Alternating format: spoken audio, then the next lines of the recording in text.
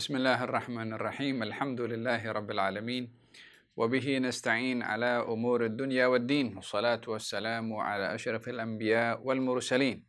Sayyidina Muhammadin wa ala alihi wa sahbihi ajma'in. Amma ba'du. Alhamdulillah dapat bertemu lagi dalam majlis ilmu, majlis taman syurga, majlis warisan baginda Rasulullah sallallahu alaihi wa alihi wa sahbihi wasallam. Man arada dunya fa'alaihi bil ilmi wa man arada al akhirata fa'alaihi bil ilmi wa man aradahuma fa'alaihi bil ilmi. Barang siapa yang mahukan dunia maka boleh didapat dengan ilmu. Barang siapa yang mahukan akhirat juga boleh didapat dengan ilmu. Barang siapa yang mahu kedua-duanya juga boleh didapat dengan ilmu. Alhamdulillah, dalam majlis ilmu pembacaan kitab Al-Adabul Mufrad yang ditulis oleh Al-Imam Al-Bukhari. Saya sudah memberikan mukaddimah berkenaan dengan sejarah penulisan kitab Al-Adabul Mufrad. Bagi mereka yang ingin mendapatkan kitab ini ada di tangan saya ini. Dia cetakan mana ini ya?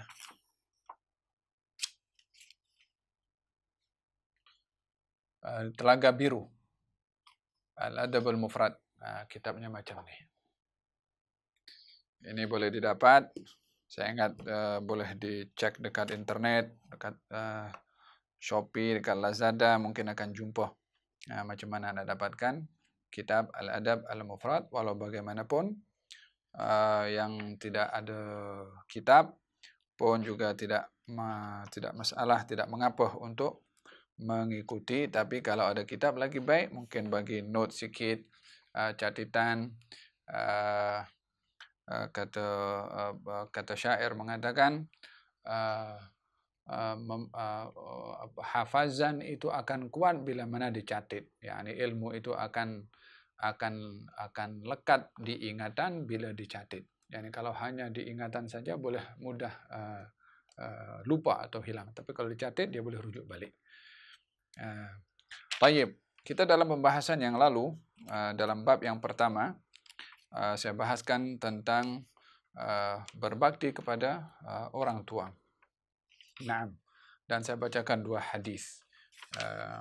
Dan saya ada janji untuk nak menjelaskan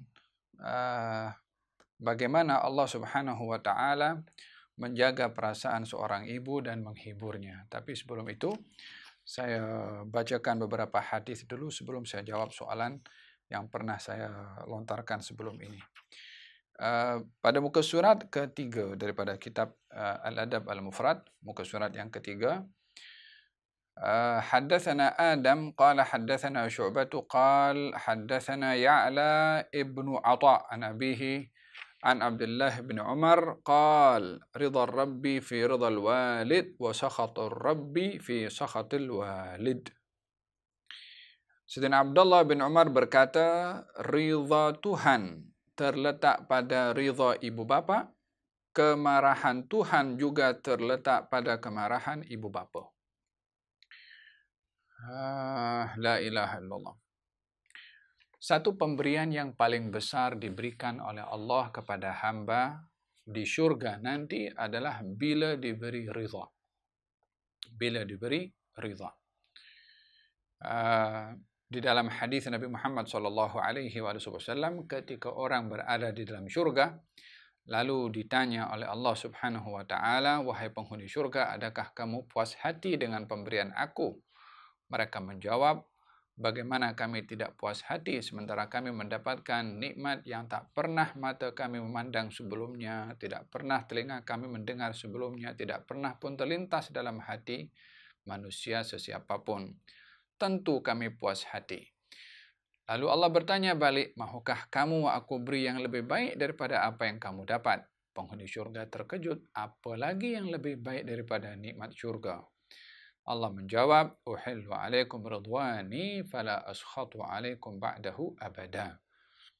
Aku anugerahkan kepada kamu ridha sehingga aku tiada akan murka kepada kamu selama-lamanya. Ini punca daripada kenikmatan yang diberikan oleh Allah kepada penghuni syurga bila diberi ridha. Ternyata untuk mendapatkan keridhaan yang besar ini adalah boleh didapat dengan amalan mencari ridha kedua orang tua. Dalam hadis ini dikatakan, ridha Tuhan terletak pada ridha ibu bapa, murka Tuhan terletak pada murka ibu bapa. Artinya, bila ingin meraih ridhanya Allah, carilah ridha orang tua. Bila seseorang itu mahu mendapatkan murka Allah, maka bila orang tuanya murka, maka Allah akan murka kepadanya. Hadis ini memberikan penjelasan kepada kita bahwa yang dimaksudkan ridha di sini ada beberapa makna. Yang pertama adalah taat yang tidak melebihi maksiat. Maksud taat tidak melebihi maksiat, ketaatan kepada orang tua yang tidak bermaksiat kepada Allah akan menjadi sebab ia mendapatkan ridha Allah, disebabkan perbuatan taat kepada orang tua akan meridhakan orang tua. Ketaatan yang tidak melebihi maksiat, taat kepada orang tua, hatta kepada perkara yang harus. Ketaatan kepada orang tua pada hukum hakam yang harus di dalam syariat, ketaatannya akan menjadi satu kemestian bagi seorang anak, walaupun perbuatan itu adalah perbuatan yang harus. Contohnya, makan gula-gula. Hukumnya harus, tapi orang tua mengatakan makan gula-gula ini. Maka dalam hal ini anak mesti mentaati orang tuanya. Walaupun hukum makannya adalah harus, tapi mentaati orang tua adalah mesti. Kecuali bila dirinya ada masalah penyakit dan lain-lain dan makan sesuatu itu boleh memudaratkan. Di sini yang kita tidak boleh melakukan satu perbuatan yang dilarang oleh syariat. La ta'ata li makhluqin fi ma'siyatil khaliq. Tak boleh taat kepada mana-mana makhluk yang ketaatan pada makhluk itu akan bermaksiat kepada Allah Subhanahu wa taala, seperti dalam Al-Qur'an pada pembahasan ayat yang pertama, wa in jahadaka litusyrika bima laysa laka bihi ilmun fala tuti'huma. Kalau kedua orang tua kamu memaksa kamu untuk berbuat syirik, maka kamu jangan taat kepada keduanya. Jadi di sini orang tuanya menyuruh untuk syirik, dalam hal ini tak boleh kita taat. Apa sebabnya? Ketaatan itu murka. Ketaatan itu adalah maksiat kepada Allah Subhanahu wa taala. Maka dengan demikian untuk mendapatkan ridha daripada Allah adalah menjadikan orang tua kita ridha kepada kita ke atas perbuatan yang tidak bermaksiat kepada Allah Subhanahu wa taala. Hadza berkenaan dengan hadis yang kedua yang sedikit saya ulangi karena pada kelas yang lalu saya sudah bahaskan juga. La ilaha illallah, bab yang kedua, bab birrul bab berbuat baik kepada ibu. Ini yang akan menjawab soalan yang saya soalkan minggu lepas. Haddatsana Abu Asim an Bahz bin Hakim an abihi an jaddihi qultu ya Rasulullah man abarru qala ummuka. Qultu man abarru qala ummuka. Qultu man abarru qala ummuka. Qultu man abarru qala abaka thumma al-aqrab fal-aqrab. Hadis diriwayatkan oleh Abu Asim, meriwayatkan daripada Bahz ibn Hakim, daripada bapanya, daripada datuknya, aku berkata, wahai Rasulullah, kepada siapakah yang paling patut aku berbuat baik? Baginda berkata, ibumu. Aku bertanya lagi, kemudian siapa? Baginda menjawab, ibumu. Selanjutnya aku bertanya lagi, kemudian siapa? Baginda menjawab, ibumu. 3 kali. Aku bertanya lagi, kemudian siapa? Baginda menjawab, bapamu, kemudian orang yang paling hampir denganmu, dan yang terhampir seterusnya. Hadis yang pertama, hadis yang kedua, karena dalam satu bab ini ada 2 hadis.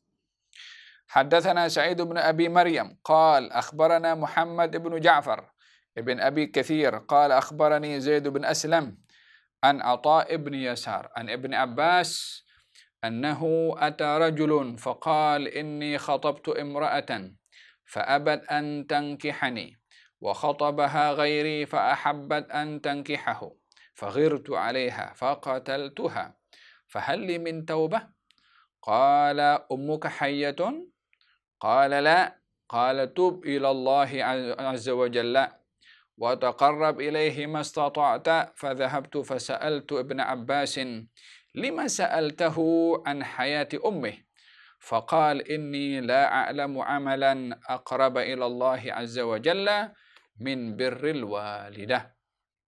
Hadis ini cukup menarik. Hadis diriwayatkan daripada Sa'id bin Maryam, katanya menceritakan daripada Zaid bin Aslam mengkhabarkan kepadaku daripada Atha ibn Yasar daripada Ibnu Abbas bahwasanya sesungguhnya beliau didatangi seorang lelaki, lalu lelaki tadi berkata, sesungguhnya aku telah melamar seorang wanita, merisik ingin dinikahi, tetapi dia telah menolak lamaranku. Kemudian seorang lelaki lain pula datang melamarnya dan dia menerimanya, yakni wanita tadi menerima. Hal ini membuatku berasa cemburu. Lalu aku pun membunuh wanita itu. La ilaha illallah. Cemburu punya pasal. Apakah aku masih boleh bertaubat? Kata lelaki itu. Ibnu Abbas radhiyallahu anhu berkata, adakah ibumu masih hidup? Kata Ibnu Abbas. Lelaki tersebut menjawab, tidak. Ibnu Abbas berkata, bertaubatlah kamu kepada Allah dan dekatkan diri dengannya semampu yang boleh. Maka aku, yakni Atha yang meriwayatkan hadis ini, pergi kepada Ibnu Abbas radhiyallahu anhuma seraya bertanya, mengapakah kamu bertanya kepada lelaki tersebut mengenai hayat ibunya? Yakni kenapa ditanya?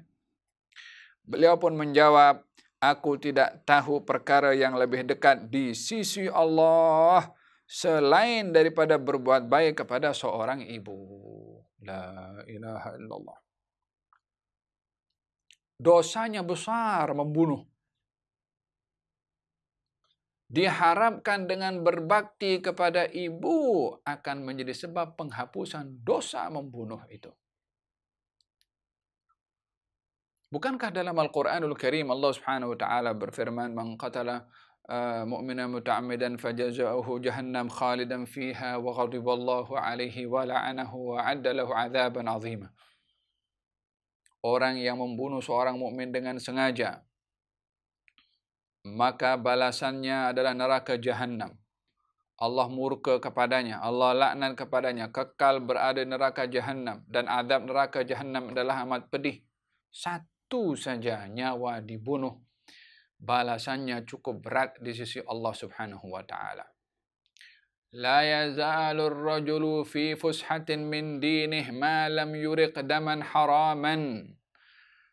Seseorang lelaki itu masih terbuka peluang untuk mendapatkan pengampunan selagi mana ia tidak membunuh seseorang, yakni tidak menumpahkan darah orang lain.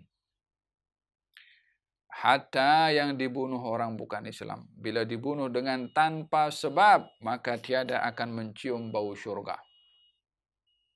Pertama yang akan dipersoal nanti di hari kiamat adalah tentang ad-dima, tentang darah. Maksudnya kalau orang bunuh orang lain. Namun demikian, dijadikan sebagai satu perbandingan tentang dosa yang besar tadi dengan satu amalan yang cukup hebat juga yang diharapkan dengan amalan itu dapat mengampunkan dosa yang besar tadi. Dan berbicara tentang murka Allah dan rahmat Allah, selalunya rahmat Allah mendahului murkanya Allah. Selalunya rahmat Allah mendahului marahnya Allah. Wa rahmati wasi'at kulla syai'. Rahmat aku merangkumi segala sesuatu. Wa rahmati sabaqat ghadabi. Rahmat aku mendahului murka aku, kata Allah Subhanahu wa taala.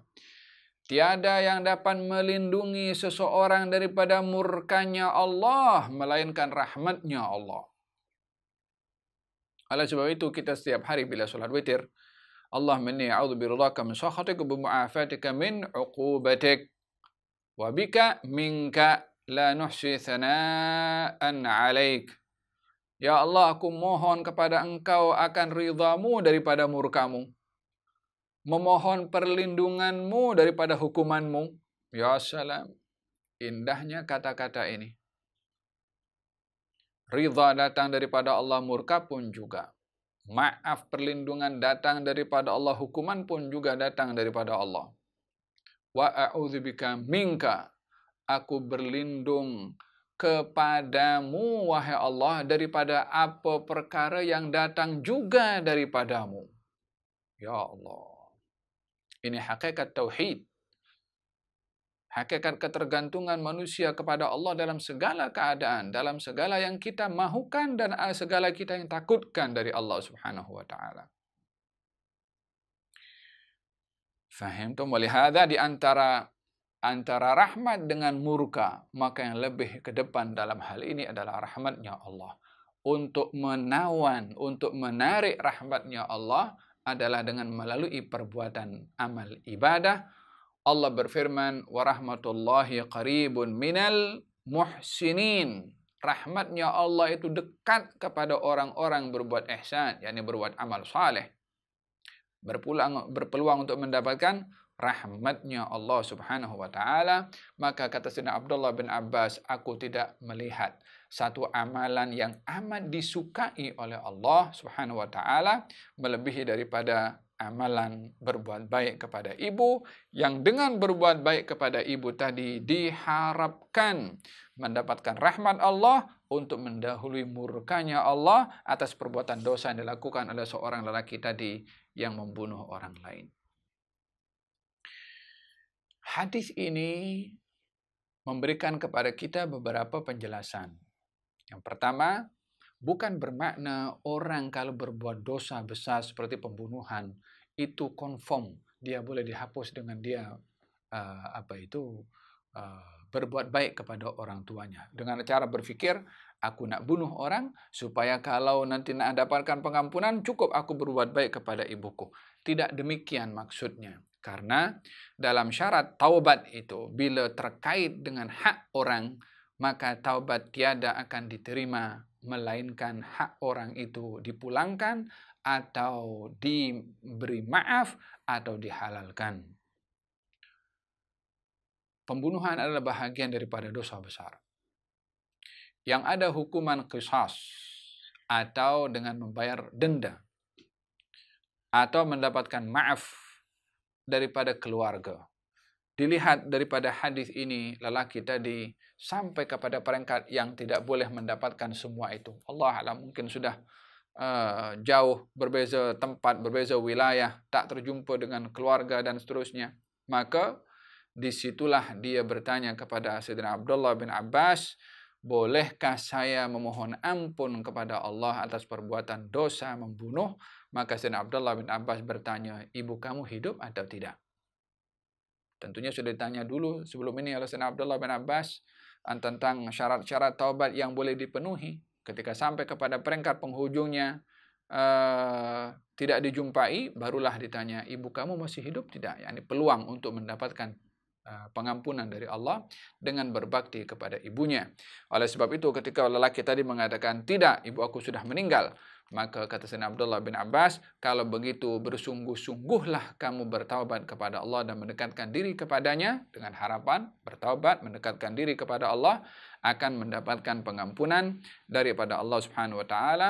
Innallaha la yaghfiru ay yushraka bihi wa yaghfiru ma duna dzalika liman yasha. Allah tidak akan ampunkan dosa syirik, tapi selainnya, selain daripada syirik, akan diberi ampun bila dikehendaki oleh Allah. Selain daripada syirik adalah perbuatan membunuh juga, bahagian daripada perbuatan dosa besar yang kalau dikehendaki oleh Allah diampunkan, maka akan diampunkanlah oleh Allah Subhanahu wa taala, seperti mana dalam hadis yang sahih dalam Sahih Muslim juga dinyatakan, ketika seorang lelaki daripada kalangan daripada sebelum umat Nabi Muhammad SAW yang membunuh sampai 100 orang, ketika meminta ampun dan maaf kepada Allah juga diampunkan oleh Allah Subhanahu wa taala.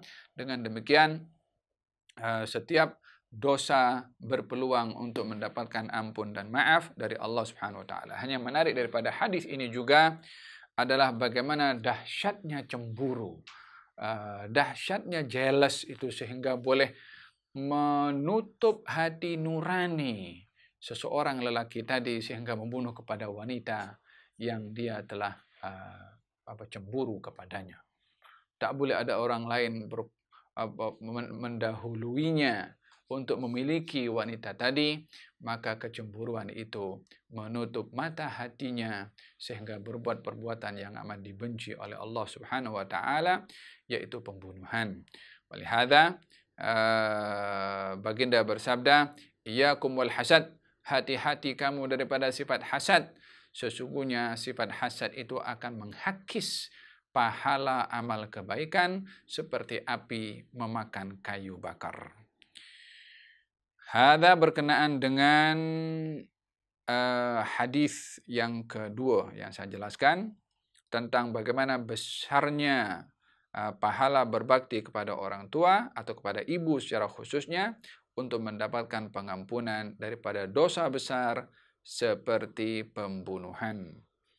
Naam, pada hadis yang pertama, baginda Rasulullah SAW didatangi oleh seorang lelaki dan bertanya, "Ya Rasulullah, siapa yang mesti aku berbakti kepada kedua orang tuaku?" Kata Nabi, "Ibumu."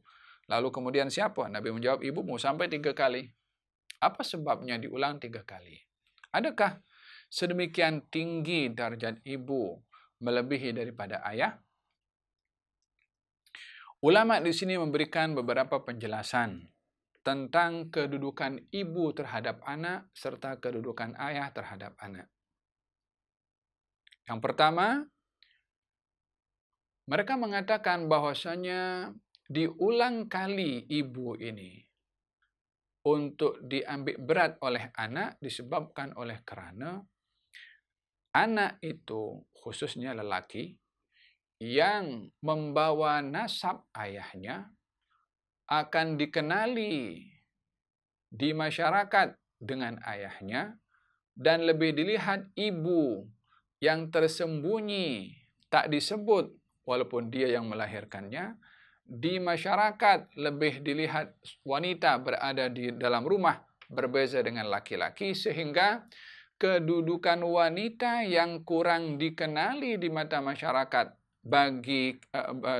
pada kehidupan si anak akan menyebabkan anak itu lebih fokus dan concern kepada ayah berbandingkan kepada ibu. Maka ditegah oleh Nabi untuk mengingati ibunya walaupun berada di rumah, walaupun tidak disebutkan nasabnya dengan nama ibunya. Orang yang nasabnya kepada ibunya hanya siapa? Hanya Nabi Isa alaihissalam. Nasabnya kembali kepada ibu, Isa bin Maryam. Nasab kembali kepada ayah, kecuali Nabi Isa alaihissalam karena keajaiban kelahiran yang berlaku kepada Nabi Isa alaihissalam. Maka oleh kerana anak biasanya lebih merasa gah dengan ayahnya karena membawa nasab ayahnya, lupa kepada ibunya, maka Nabi ingatkan, ibumu, ibumu, ibumu. Yani jangan karena nasab kamu kepada ayahmu, kamu lupakan ibu kamu. Ini satu penafsiran. Penafsiran yang kedua mengatakan bahwasanya antara ayah dengan ibu dari segi kekuatan mental dan juga fisikal, yang lebih memerlukan perhatian dan bantuan adalah ibu berbandingkan kepada ayah. Maka diingatkan oleh Nabi terhadap anak untuk mengambil berat kepada ibu karena kebiasaannya bagi seorang wanita adalah lebih lemah berbandingkan laki-laki dalam pelbagai aspek. Oleh sebab itu, anak diperintahkan untuk menjaga, melindungi yang lebih lemah berbandingkan kepada yang lebih kuat, yaitu ayahnya. Ini yang kedua. Yang ketiga, kenapa ibu diulang 3 kali? Disebabkan oleh kerana ibu mengharungi 3 tahap yang sukar dilalui oleh seorang ibu yang tidak dilalui oleh seorang ayah. Yang pertama, hamil. Laki-laki mana ada tahu rasanya hamil? Tak ada. Tapi seorang wanita nak tidur salah, nak duduk salah, makan sikit dah dah kenyang sangat, karena perutnya mungkin besar sehingga tempat penghadapan makanan makin tersepit sikit. Malam pun tak selesa tidur. Ya kan? Berjalan pun juga ke sana kemari membawa kandungannya. Kesukaran yang luar biasa dihadapi oleh seorang ibu. Yang kedua, saat melahirkan. Yang ini juga tidak dilalui oleh laki-laki. Dan masa-masa melahirkan ini adalah taruhannya adalah nyawa bagi si ibu tadi. Oleh sebab itu ketika ada seorang lelaki bertanya kepada Rasulullah, katanya, saya bawa ibu saya dokong ibu saya pergi ke haji, saya bawa, saya dokong ketika tawaf, ketika sa'i sampai selesai haji. Adakah saya sudah membalas jasa ibu saya selama ini? Kata Nabi, perbuatan kamu itu belum mencukupi satu masa ibu ketika meneran nak melahirkan belum cukup lagi. Satu teranan, ibu meneran. Dia jalan daripada Yaman, dia bawa ibunya. Dia pergi sampai tawaf sa'i selesai. Bukankah itu satu kesukaran? Ya, kesukaran, tapi dia boleh rehat, boleh minum kopi, boleh singgah sekejap, boleh ambil masa untuk. Tapi masa seorang ibu itu nak melahirkan, tak ada kata, tunggu sekejap, mana boleh. Walihada kata Allah Subhanahu wa taala, hamalathu kurhan wa wada'athu kurha. Yani ibu itu mengandung kurhan, kalau dah bertemu, bukan dia kata aku tak nak mengandung. Mengandungnya pun bukan pilihan dia, ketika melahirkan pun juga bukan pilihan dia. Yani boleh kata dah keadaan yang dia tak boleh nak lari bagi seorang ibu. Hada yang kedua. Yang ketiga yang dilalui oleh seorang ibu adalah masa untuk menyusui. 2 tahun. Itulah 3 tahapan yang dilalui oleh seorang ibu yang tidak dilalui oleh ayah. Namun dalam hal ini karena 3 tahapan itu yang berat dilalui oleh seorang ibu, maka Nabi sebutkan 3 kali ibu. Ibumu, ibumu, ibumu. Yani merujuk kepada 3 tahapan yang dilalui yang sangat sukar oleh seorang ibu ketika mengandung, melahirkan dan juga menyusui kepada anaknya. Namun dalam hal ini, kedudukan ayah itu adalah sangat besar juga bagi seorang anak. Dikatakan di dalam adab dan hormat, ta'zim, anak kepada ayah lebih berbandingkan kepada ibu. Dalam kasih sayang, lebih kepada ibu berbandingkan kepada ayah. Sehingga kata ulama, kalau anak itu duduk, ibu dan ayahnya datang. Tapi dalam berlainan. Mana yang patut didahulukan untuk diberi penghormatan? Dalam hal ini ayah. Bukankah ibu 3 kali disebutkan oleh Nabi SAW? Ya, dalam kasih sayang ibu, dalam perhatian ibu, di dalam nafkah pemberian ibu dahulu. Tapi di dalam ihtiram, penghormatan, ta'zim itu kepada ayah, karena tanggung jawab ayah kepada anak lebih besar berbandingkan tanggung jawab ibu terhadap anak di hadapan Allah nanti di akhirat. Bukankah dalam Al-Quranul Karim Allah Subhanahu wa taala berfirman, "Ya ayyuhalladzina amanu qu anfusakum wa ahlikum nara." Wahai orang beriman, jaga diri kamu. Lelakinya dulu, wa ahlikum. Dan keluarga kamu. Keluarga itu siapa? Istri dan anak.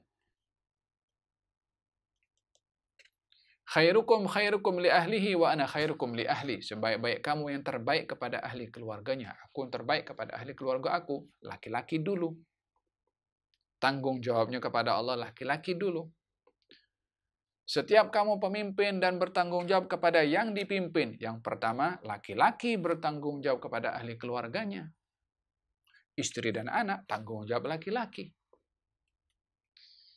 Dengan besarnya tanggung jawab laki-laki itu kepada keluarga, istri dan juga anak, ianya menjadi tanggung jawab yang besar di hadapan Allah. Oleh sebab karena tanggung jawab laki-laki itu besar di hadapan Allah, maka hak laki-laki tadi terhadap anaknya juga besar. Hada berkenaan dengan dua hadis.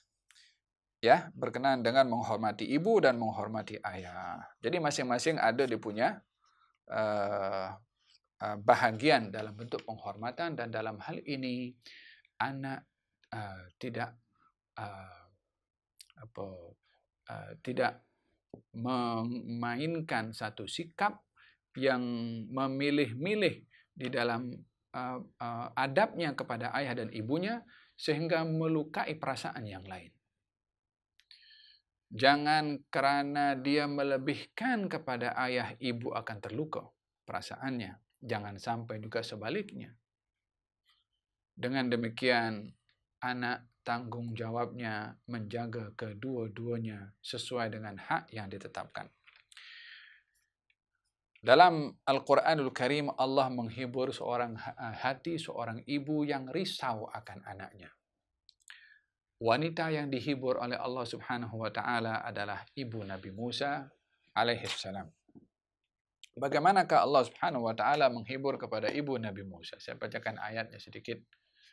Dalam Al-Quranul Karim Allah Subhanahu wa taala berfirman, yakni bercerita berkenaan dengan apa yang telah diarahkan oleh Firaun untuk membunuh kepada semua bayi yang lahir daripada kalangan Bani Israel. Maka ketika itu dijadikan kata Firaun ketika bagi arahan untuk membunuh semua anak-anak Bani Israel, ada beberapa penasihat Firaun mengatakan, menasihati kepada Firaun, "Wahai Firaun, kalau engkau bunuh semua bayi laki-laki daripada Bani Israel, nanti siapa yang akan menjadi hamba sahaya nak buat engkau punya keinginan ni? Sementara Bani Israel waktu itu jadikan hamba sahaya untuk bekerja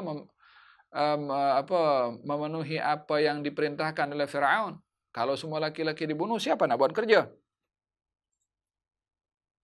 Maka Firaun buat keputusan 1 tahun bunuh, 1 tahun biarkan hidup. Yang dibiarkan hidup ini nanti akan menjadi hamba sahaya yang dipekerjakan oleh Firaun. Kekejaman luar biasa.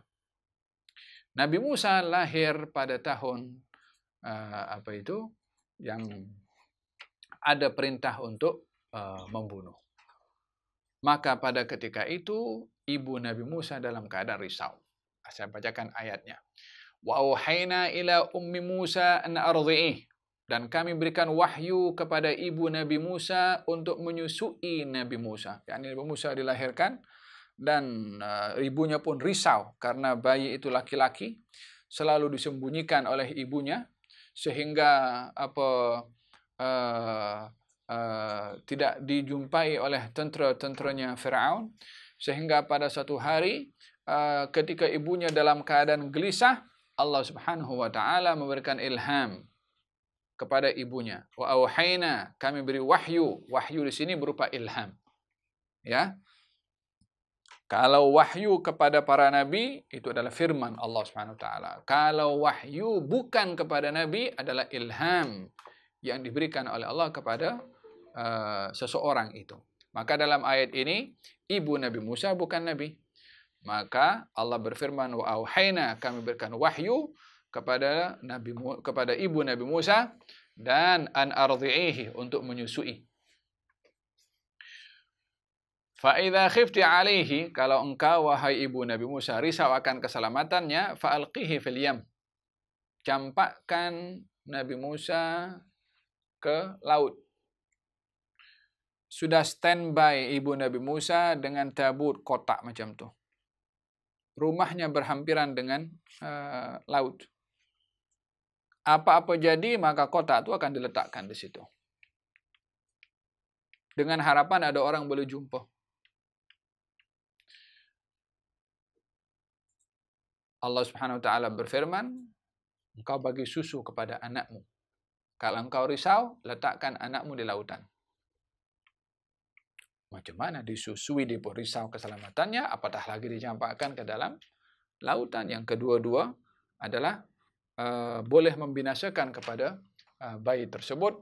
Allah berfirman, wala takhafi. Kau jangan takut. Takut ini biasanya kepada apa-apa yang berlaku di hadapan. Wala tahzani. Engkau jangan bersedih.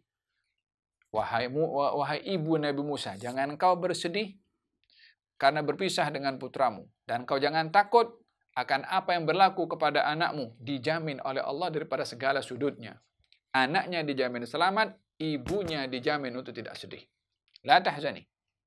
Jangan risau kau berpisah. Jangan kau risau pun akan keselamatan anakmu. Inna raduhu ilaiki. Kami Allah akan kembalikan ia kepada engkau. Waja'iluhu minal mursalin. Aku akan jadikan ia sebagai seorang rasul. Ya Allah. Ibu risau akan anaknya, Allah beri ilham. Satu. Kemudian Allah berfirman, jangan kau takut akan keselamatan anakmu.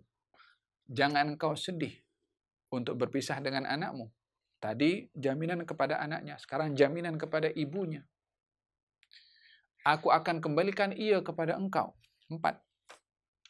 Maknanya, ketika meletakkan itu di kotak, diletakkan di air, dalam keadaan hatinya mantap kalau dia akan kembali.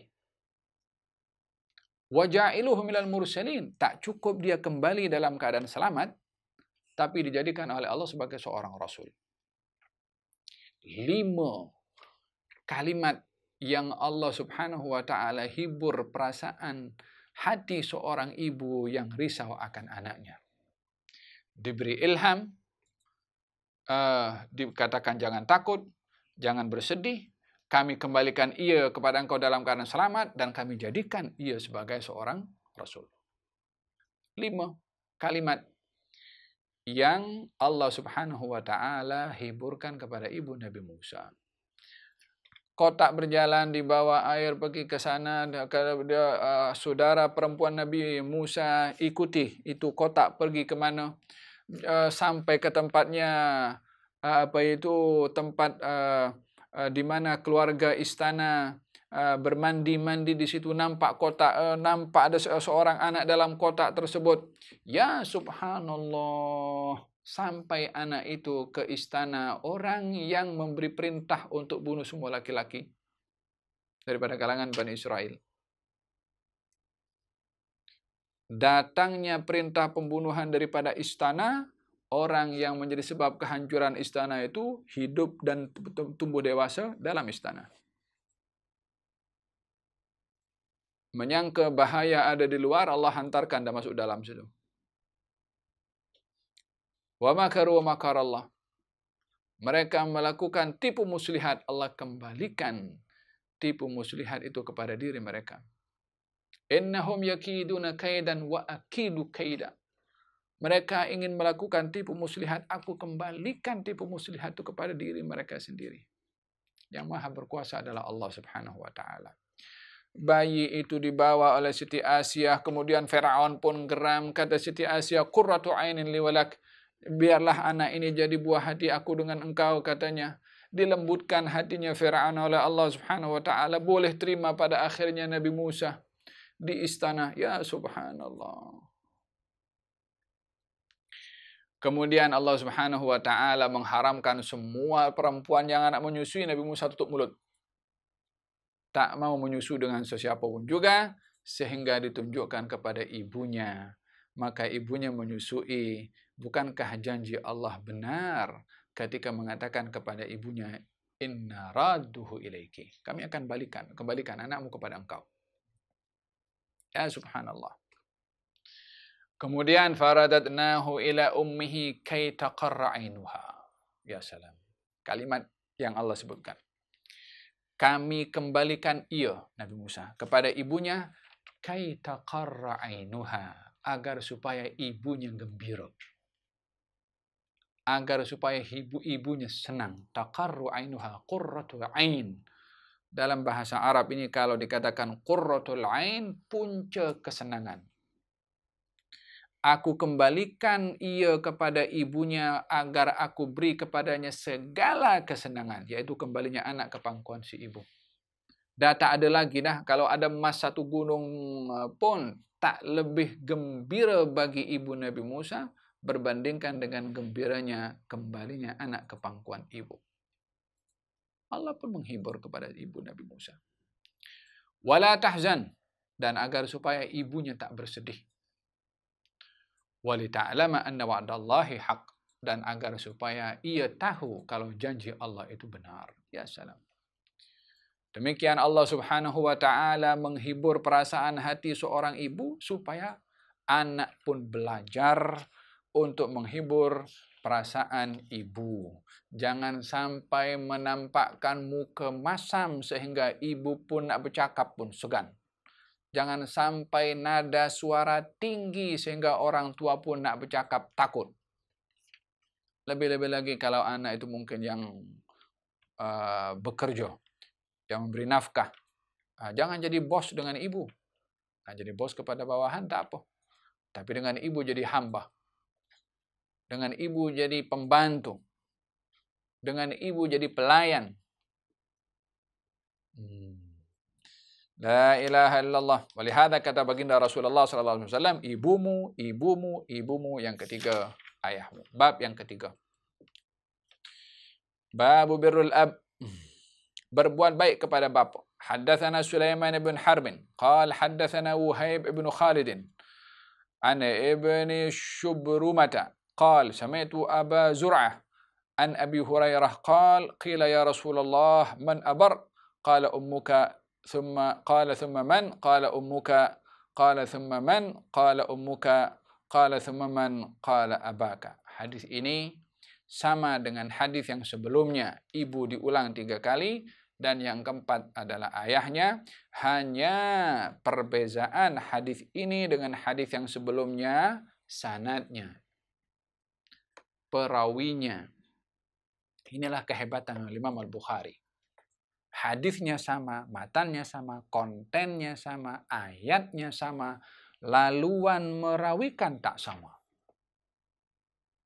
Bermakna Imam Al-Bukhari kaya di dalam laluan periwayatan hadis, ianya menunjukkan banyaknya orang yang diambil hadis oleh Imam Al-Bukhari. Inilah kehebatan yang ada pada Imam Al-Bukhari. Dahulu di zaman Imam Al-Bukhari ada diuji, Imam Al-Bukhari dihadapkan dengan beberapa ulama-ulama hadis. Kemudian ada satu hadis, ada 10 hadis lebih kurang, dibacakan di hadapan Imam Al-Bukhari. Dibacakan di hadapan Imam Al-Bukhari 10 hadis, tapi sanadnya, nama-nama perawinya itu diubah-ubah. Diubah-ubah. Untuk mengelirukan dan untuk untuk menyembunyikan perkara yang benar daripada Imam Al-Bukhari, untuk nak menguji dan tes.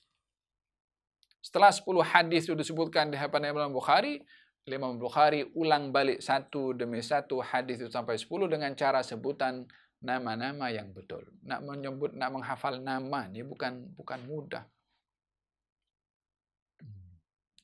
Hadis yang ke-6. حدثنا بشر بن محمد قال أخبرنا عبد الله قال أخبرنا يحيى بن أيوب قال حدثنا أبو زرعة عن أبي هريرة أتى رجل نبي الله صلى الله عليه وسلم فقال ما تأمرني فقال بر أمك ثم عاد فقال بر أمك ثم عاد فقال بر أمك thumma ada rabi'ah faqala birra ummaka, thumma ada al-khamisah faqala birra abaka. Hadis yang keenam sama dengan hadis yang kelima, hanya berbeza dua perkara. Yang pertama, sanadnya, seperti mana saya katakan tadi, laluannya. Yang hadis nomor 5, hadis ini diriwayatkan oleh Abu Hurairah daripada Abu Zar'ah. Tapi yang kelima daripada Ibnu Syubrumah, yang keenam daripada Yahya Ibnu Ayyub. Beza nama. Rahimahullah. Yang kedua perbezaannya adalah dalam hadis yang kelima ibu diulang 3 kali, hadis yang keenam ibu diulang 4 kali. Jadi apa bezanya diulang 4 dengan 3?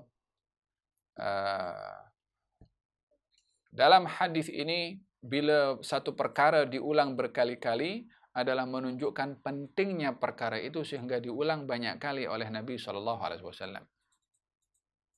Dan orang yang diberi jawaban supaya mengambil berat kepada perkara yang diberitahukan berulang kali oleh Nabi. Sehingga ketika ada orang datang kepada Rasulullah, ya Rasulullah bagi nasihat kepada aku. Nabi kata jangan marah. Lagi ya Rasulullah nasihati pada aku. Nabi kata jangan marah. 3 kali diulang oleh Nabi. Nasihat yang sama. Jangan marah. Kalau sekali saja sudah memadai, tapi diulang 3 kali menunjukkan pentingnya menjaga diri daripada sifat marah. Bab yang keempat, yang terakhir, hadis yang terakhir, babu birra walidayhi wa in zalama. Ini yang perlu untuk kita perhatikan juga. Bab berbuat baik kepada ibu bapa walaupun mereka zalim. Macam mana mereka zalim? Walaupun ibu bapa tak tunaikan hak anaknya, walaupun tak beri nafkah, walaupun tak mendidik, walaupun mengabaikan, bukan sifat balas dendam itu diperbolehkan kepada anak terhadap orang tuanya yang tidak peduli kepada anaknya. Haddatsana Hajjaj قال حدثنا حماد وهو ابن سلمة عن سليمان التيمي عن سعيد القيسي عن ابن عباس قال ما من مسلم له والدان مسلمان يسبح إليهما محتسبا إلا فتح له الله بابين يعني من الجنة وإن كان واحدا فواحد وإن أغضب أحدهما lam yardallahu anhu hatta yarda anhu. Qila wa in zalamah. Qala wa in zalamah. Artinya, Hajjaj meriwayatkan, kami berkata, Hammad ibn Salamah meriwayatkan, daripada Sulaiman At-Taimi, daripada Sa'id Al-Qaisi, daripada Ibnu Abbas radhiyallahu anhuma katanya, tidak ada seorang muslim yang mempunyai kedua-dua ibu bapa yang juga muslim dan dia mengharapkan ridha keduanya, melainkan Allah akan membukakan 2 pintu baginya, yakni 2 pintu menuju ke syurga. Sekiranya hanya ridha salah seorang, yakni orang tuanya hanya ada seorang, ayah atau ibu, maka akan dibukakan kepadanya 1 pintu. Dengan begitu orang tua ini kalau 2 masih ada 2 pintu bagi anak ke syurga.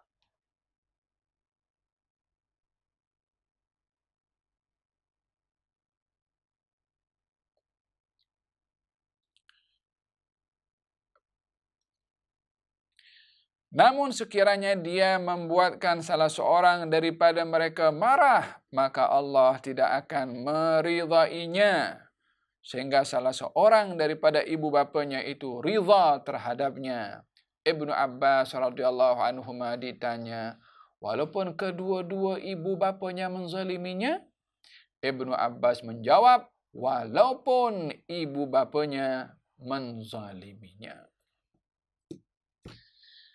Ya subhanallah, sedemikian besar hak orang tua itu terhadap anak, hatta orang tuanya tak tunaikan. Hak anak bukan menjadi sebab kepada anak untuk tidak tunaikan hak orang tua. Orang tua yang bersalah tidak menunaikan hak anak dan berdosa kepada Allah, tidak boleh anak itu membalas dengan tidak berbuat baik kepada orang tua, tidak menunaikan hak orang tua, yang demikian dia lebih besar dosanya kepada Allah.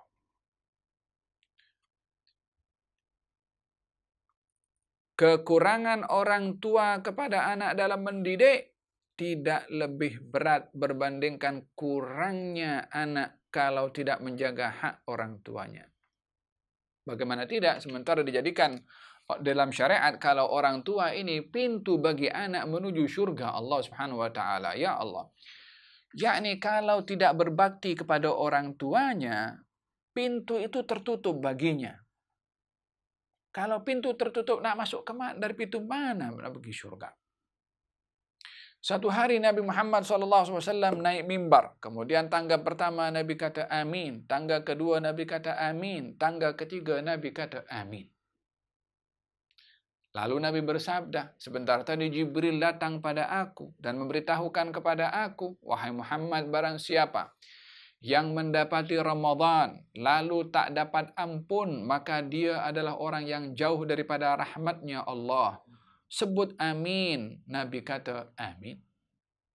Wahai Muhammad, bila ada orang yang disebut namamu lalu tak bersalawat kepadamu, maka dia jauh daripada rahmat Allah. Sebut amin. Nabi kata amin. Keutamaan salawat. Yang ketiga, ya Muhammad, bila ada seorang mendapati orang tuanya atau salah satu daripada keduanya lalu tak masuk syurga, yakni dengan berbakti, maka dia jauh daripada rahmat Allah. Sebut amin. Nabi kata amin. Laluan anak ke syurga adalah orang tuanya. Perlu menghibur kepadanya, taat kepadanya, penuhi hasratnya selagi tidak melanggar kepada perintah Allah Subhanahu wa taala. Laluannya menuju ke surga. Jangan tengok berapa banyak pengorbanan yang kita beri kepada orang tua. Jangan tengok berapa ringgit yang kita dah gunakan untuk perubatan orang tua kita. Mana boleh kita membeli surga sebanyak mana kita punya duit. Kalaupun kita punya duit selangit dan bumi, mana boleh nak beli surga. Langit dan bumi pun kalau bernilai dengan duit pun tak ada nilainya.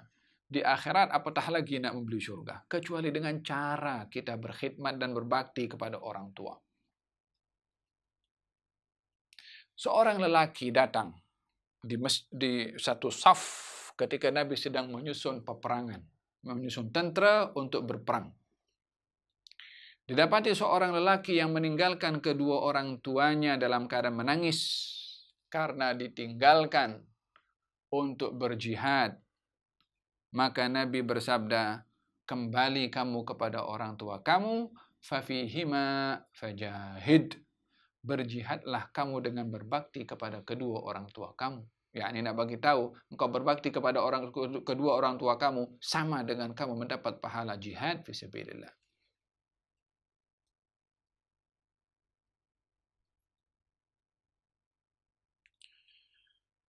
Ya Allah, alangkah bertuahnya kalau orang masih ada orang tuanya. Alangkah beruntungnya kalau masih orang tua masih ada. Jangan dilihat orang tua itu lebih-lebih lagi kalau sudah berusia lanjut. Jangan ditengok kekerapannya meminta sesuatu. Jangan dilihat mungkin sedikit-sedikit sensitifnya pada perasaannya. Tengok di sebalik apa yang kita buat kepadanya itu surga menunggu di situ. Mana boleh kita melihat pengorbanan kita itu lebih berharga berbandingkan dengan apa yang kita dapat dengan surga karena ibu atau ayah kita. Walihada kata baginda Rasulullah SAW ketika ditanya tentang kedua orang tua, kata baginda Rasulullah, huma jannatuka wa naruka. kedua orang tua kamu itu adalah surga kamu atau neraka kamu. Ya tinggal pilih. Oleh sebab itu alangkah baiknya bila seseorang yang masih ada orang tua, kalau sudah berusia, dijaga sendiri, dilayan sendiri. Ambil keberkatan untuk kita dapat fadilah untuk melayan kepada mereka. Sehingga kita dapat diberikan oleh Allah satu pemberian yang tak ada sesiapa boleh beri. La harta kita wala siapapun juga. Hadza bagaimana kedudukan orang tua pada anak. Tidak ada seorang muslim yang memiliki kedua orang tuanya lalu berbakti untuk mendapatkan pahala, melainkan Allah akan jadikan untuknya 2 pintu syurga. Ya Allah. Kalau satu saja dah boleh masuk, tapi Allah jadikan 2. Pasal apa? Pasal ada supaya di sini berbakti kepada kedua-duanya. Dan dalam hal ini seorang anak hendaklah menunaikan hak kedua-duanya. Kalau kedua-duanya berpisah, ya tetap. Kalau kedua-duanya bergaduh satu dengan yang lain, tetap hormat sama rata. Walaupun salah seorang daripada mereka salah kepada ibunya, hatta salah kepada ibunya. Tak ada hak anak menghukum ayah walaupun ayah itu dosa kepada ibu. Tak ada hak anak menghukum ibu kalau ibunya pun berdosa kepada ayah. Dosa antara mereka, mereka akan tanggung di hadapan Allah, bukan anak yang menghukum kepada kedua orang tua. Kalaupun kedua orang tuanya itu berbuat zalim kepada anaknya, hatta kedua orang tuanya zalim kepada anaknya, perintah Allah Subhanahu wa taala kepada anak untuk berbakti kepada orang tua tidak disyaratkan kalau orang tuanya itu berbuat baik kepada anak. Tak ada. Berbakti kepada orang tua hatta orang tuanya minum arak. Hatta orang tuanya berdosa besar. Ditegur, dinasihat, beritahu, tapi derhaka, la. Hatta kedua orang tuanya kafir, hatta kedua orang tuanya kafir. Salah seorang daripada istri Nabi Muhammad SAW, ibunya kafir. Datang ke rumah Rasulullah SAW. Lalu istrinya bertanya, bolehkah aku menyambung silaturahim dengan ibuku? Kata Nabi, sambung. Bukan agama yang berbeza bukan perbezaan agama menjadi sebab meninggalkan bakti. Bahkan di dalam Al-Quranul Karim Allah Subhanahu wa taala berfirman, "Wakhfid lahum janaha dzulli minar rahmah." Rendahkan sayap kamu, ya Allah. Burung itu kalau nak hinggap akan merendahkan sayapnya. Kalau tidak, maka tak sampai ke bawah. Anak kepada orang tua diperintahkan untuk merendahkan macam mana burung merendahkan sayap. Burung merendahkan sayap untuk turun. Anak mesti lebih rendah daripada orang tuanya. Jangan tinggikan suara. Jangan tengok lebih daripada ayahnya. Walaupun anaknya profesor. Walaupun anaknya alim. Walaupun anaknya graduate daripada mana-mana university. Mungkin ayahnya tak selesai UPSR atau SPM. Kena tunjuk anak rendah kepada ayahnya. Sopan ketika memberitahu kepada ayahnya atau kepada ibunya. Jangan tunjuk pandai. Jangan tunjuk gagah. Jangan tunjuk lebih. Tapi tunjukkan orang tua lebih daripada kita. Mana perkara yang perlu diluruskan? Dengan cara yang halus. Dengan lemah lembut. Kita akan sampai kepada bab lemah lembut dalam berbicara kepada orang tua. Wakhfid lahuma janaha dzulli. Rendahkan sayap kamu untuk menghinakan diri kamu di hadapan orang tua kamu. Yang menghinakan diri di hadapan orang tua. Jangan tunjuk gah, jangan tunjuk izzah. Janaha dzulli minar rahmah wa qur rabbirhamhuma kama rabbayani shaghira. Diajarkan oleh Allah supaya kita sentiasa mendoakan kepada orang tua. Wa qur rabbirhamhuma kama rabbayani shaghira. Ya Allah, rahmati keduanya seperti mana keduanya merahmati aku ketika mendidik aku di masa kecil. Ini doa ya Allah. Sampai doa kepada orang tua itu diajarkan oleh Allah Subhanahu wa taala supaya anak itu tak lupa kepada orang tuanya yang masih hidup atau yang sudah meninggal dunia. Kata Sayyidina Abu Hanifah mengatakan, setiap selesai salat saya dua kepada dua orang. Saya berdoa untuk dua orang. Satu, orang tua saya. Yang kedua adalah guru saya, Muhammad, guru Imam Abu Hanifah. Setiap kali selepas salat, doa yang didoakan adalah untuk kedua orang tuanya dan juga untuk gurunya. Wa in zalamahu, dan kata Allah, baginda Rasulullah sallallahu alaihi wasallam, kalau dia berbakti kepada keduanya maka akan dibukakan dua pintu syurga. Kalau satu daripada keduanya maka akan dibuka untuknya satu pintu syurga. Kalau anak membuat kepada orang tuanya murka, Allah tidak akan ridha kepadanya sehingga orang tuanya ridha kepadanya. Oleh sebab itu dalam hadis sebelumnya dikatakan ridha Tuhan ada pada ridha orang tua, murka Tuhan ada pada murka orang tua. Oleh sebab yang demikian, lebih-lebih lagi kalau orang tuanya sudah berusia. Kalau usianya orang tua sudah berusia, imma yablughanna indakal kibara ahaduhuma aw kilahuma fala taqul lahumā uffin wa la tanharhumā wa qul lahumā qawlan karīmā. Bila kedua orang tua kamu sudah sampai kepada usia lanjut atau salah satu daripada keduanya sudah tua, maka kamu jangan katakan uff, cis, atau kata-kata yang menyebabkan orang tua jadi kecewa. Kita kalau nak geram dengan orang tua ini, masuk bilik tak apa, kita teriak sendiri. Jangan sampai orang tua nampak. Tapi nak jumpa dengan orang tua, senyum hatta dimaki. Senyum hatta dihalau. Wallahi tak ada hak kita, tak ada excuse untuk kita nak buat orang tua kita marah. Apapun yang mereka lakukan. Kalau dihalau, keluar. Jangan melawan. Jangan menyakiti perasaan orang tua. Kalau salah seorang daripada mereka, kalau mereka sudah tua atau salah seorang daripada mereka sudah tua, kamu jangan mengatakan ya, karena orang tua kalau sudah semakin usianya tua, semakin mencabar kepada anak. Wa qul lahumā qawlan karīmā, katakan kepada orang tua kamu perkataan yang baik hatta dia maki. Hatta dia caci, hatta dia tengking. Moga-moga Allah Subhanahu wa taala berikan kepada kita hakikat bakti kepada orang tua yang masih hidup atau yang sudah wafat.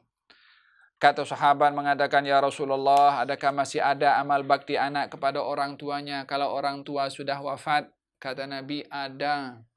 Yang pertama, mensolatkan kalau akan jenazahnya, mendoakan kepada orang tuanya, kemudian meneruskan janji wasiat yang diwasiatkan orang tuanya, menyambung tali silaturrahim yang tak dapat disambung kecuali dengan orang tuanya.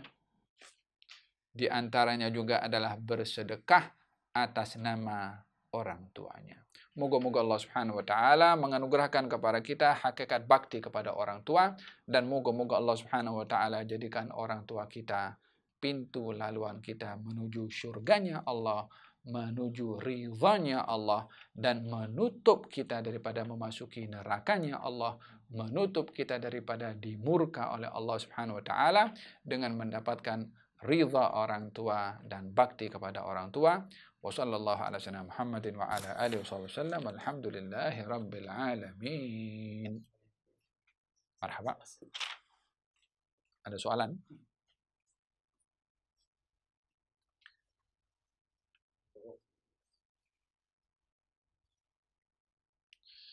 Saya ingat ada dua soalan di sini. Apakah cara untuk berkhidmat untuk ibu ataupun untuk bapa sekira kedua-duanya sudah tiada? Masya Allah. Soalannya baru saya jawab. Ya, ada seorang lelaki datang kepada baginda Rasulullah SAW dan bertanya, ya Rasulullah, adakah amalan yang boleh saya lakukan bila orang tua saya tiada? Kata Nabi, pertama adalah salat. Yakni kalau orang tua meninggal dunia, yang lebih layak untuk menjadi imam adalah anaknya.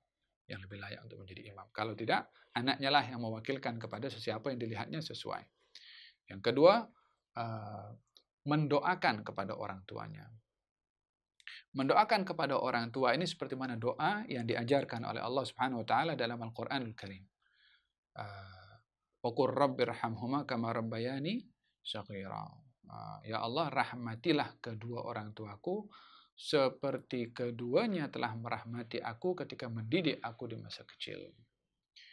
Ini jangan lepas. Para ulama ada mengatakan bahwasanya digalakkan untuk membaca doa ini untuk orang tua, satu, selepas sholat. Yang kedua, selepas adzan. Apa sebabnya selepas sholat dan apa sebabnya selepas adzan? Di antara waktu yang mustajab yang dilalui oleh seorang muslim adalah selepas sholat. Oleh sebab itu digalakkan di dalam sholat itu berdoa. Dan doa selepas sholat menepati waktu mustajab. Maka diambil peluang waktu mustajab untuk berdoa untuk orang yang teristimewa bagi kita. Tiada lain adalah orang tua kita sendiri. Yang kedua, selepas adzan. Selepas adzan, baginda bersabda, baina adzanaya, dalam ad-du'a bainal adzan wal iqamah la turad. Dalam hadis Nabi, doa selepas adzan atau di antara adzan dan iqamah adalah doa itu tidak ditolak. Maka diambil masa antara adzan dengan iqamah, yang di situ adalah waktu mustajabnya doa, kita juga berdoa untuk orang tua kita. Walihada menjadi amalan para salihin bila berdoa selepas adzan, Allahumma rabb hadhihi da'wati tammah wa salatul qa'imah ati sayyidina Muhammadanil wasilatul fadilah wa syarafad darajatal aliyatar rafi'ah wa ba'athu maqaman mahmudan alladhi wa'atta rabbaghfirli wa liwalidayya rabbaghfirli wa liwalidayya rabbaghfirli wa liwalidayya rabbaghfirli wa liwalidayya rabbaghfirli wa liwalidayya warhamhuma kama rabbayani shaghira. 5 kali. Rabbaghfirli wa liwalidayya. Ya Allah, ampunkan aku dan kedua orang tuaku. Ya Allah, ampunkan aku dan kedua orang tuaku. Ya Allah, ampunkan aku dan kedua orang tuaku. Ya Allah, ampunkan aku dan kedua orang tuaku. Ya Allah, ampunkan aku dan kedua orang tuaku. Rahmati keduanya seperti mana keduanya mendidik dan menjaga aku di masih kecil. Ini mendoakan kepada orang tua. Yang ketiga, menunaikan wasiatnya. Apa wasiat orang tua sebelum meninggal dunia? Apa kebiasaan amal yang dilakukan oleh orang tuanya? Kalau sedang membangun masjid tak siap, anaknya siapkan. Kalau di masa hidupnya suka bantu orang, diteruskan perbuatan yang baik orang tuanya itu. Atau wasiat dalam bentuk tulisan.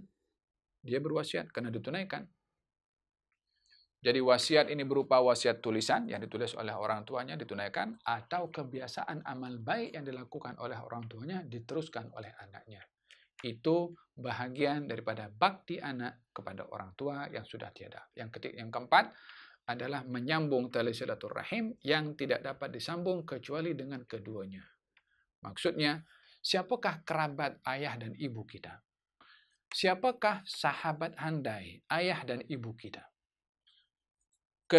Setelah tiadanya kedua orang tua kita, dan kita menjalin hubungan dengan sahabat ayah, sahabat ibu, kerabat ayah, kerabat ibu, menyambung tali silaturahim kepada mereka itu karena mereka ada hubung kait dengan orang tua kita, itu adalah bakti anak kepada orang tuanya.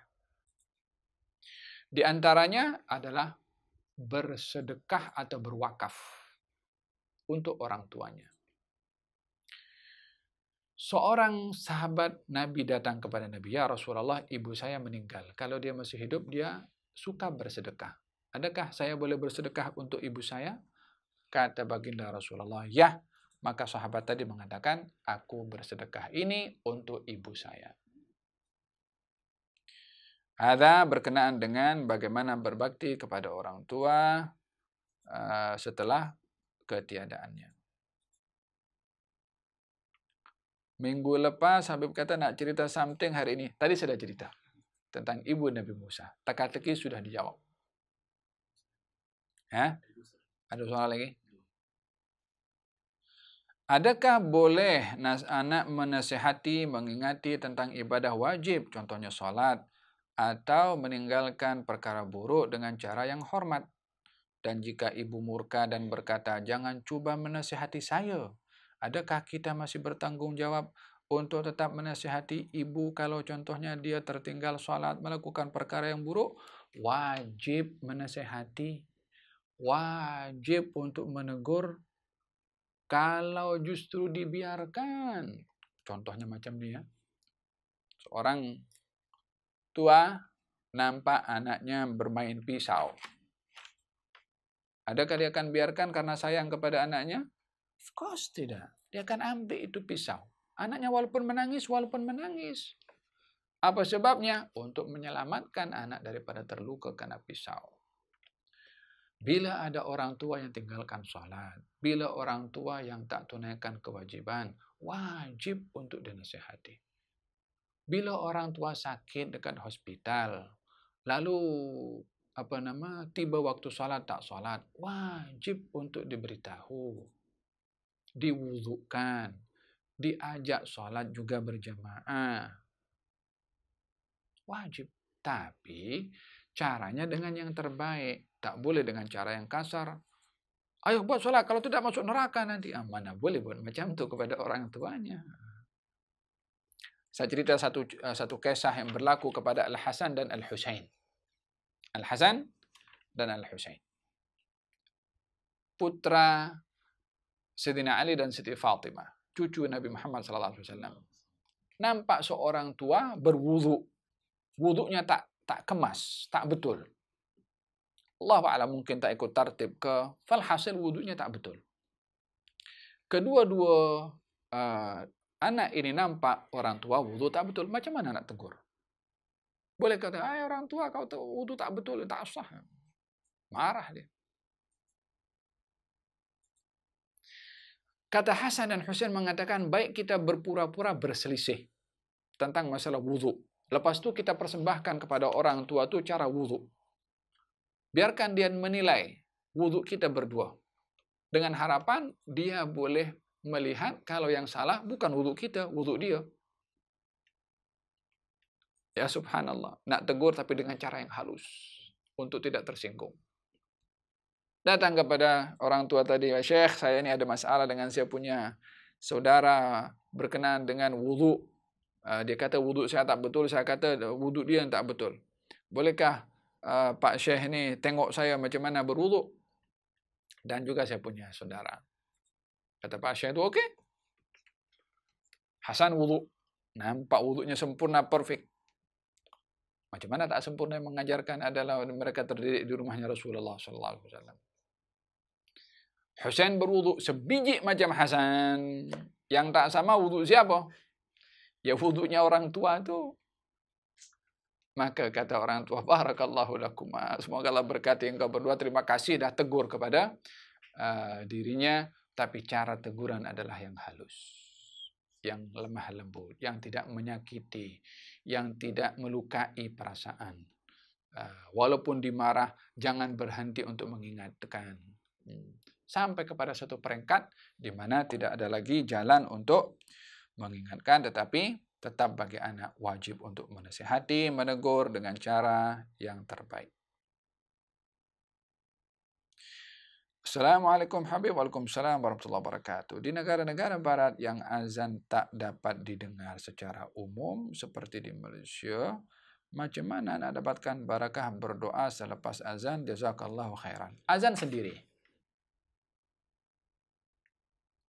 Azan tu bukan disyaratkan hanya di masjid saja atau di surau. Di rumah kita pun kita boleh azan.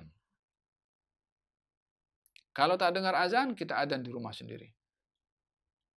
Kalau yang di rumahnya perempuan semua, tak apa. Perempuan pun azan di antara perempuan juga. Faham tak? Jadi, bila tak dengar suara azan daripada luar, nampak dan yakin waktu solat sudah masuk, azanlah.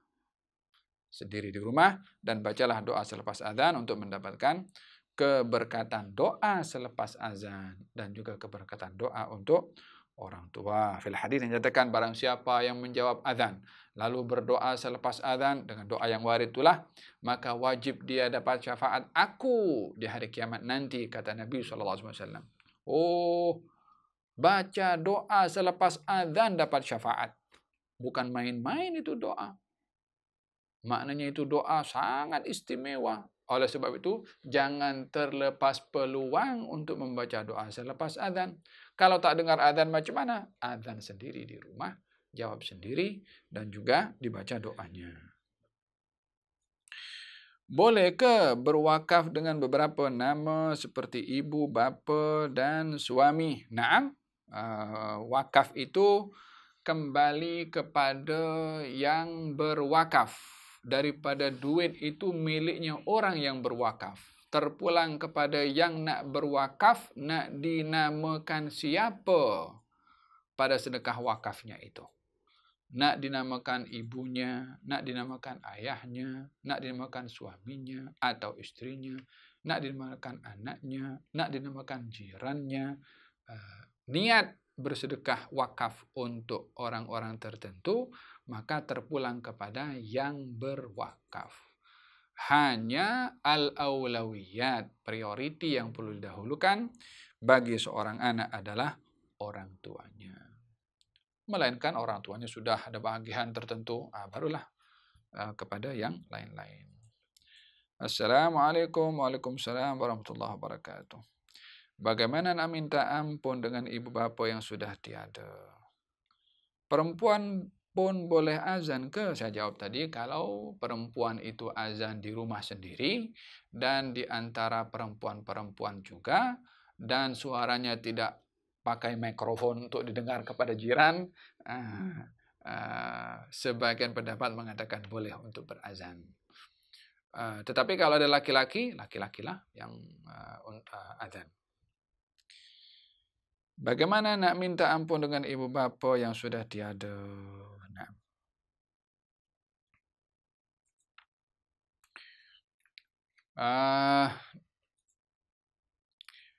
Mendekatkan diri kepada Allah Subhanahu wa Ta'ala dengan sentiasa mendoakan kepada orang tuanya dan memohon kepada Allah agar supaya orang tuanya memaafkan kepada dirinya. Nah, ya, untuk mendapatkan maaf daripada orang tua, berdoa, mendekatkan diri kepada Allah dengan amal ibadah, memohon kepada Allah dengan berdoa untuk orang tuanya, memohon kepada Allah agar supaya orang tuanya dapat memaafkannya. Ya, ada 3 perkara.